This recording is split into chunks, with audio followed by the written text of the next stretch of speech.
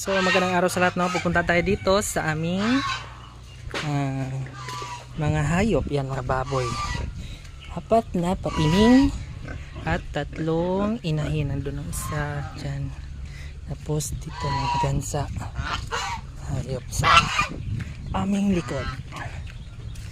And ito sila nag-aabang. Bibigyan ko sila ng bigas, isang latang bigas.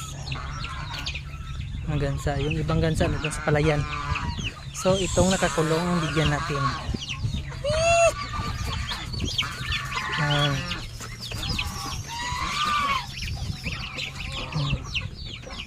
Kaya nakikita nyo guys, hindi lahat ng sisiw dyan ay sisiw ng pato. May sisiw ng itik, saka sisiw ng gansa. Yan o, sisiw ng gansa.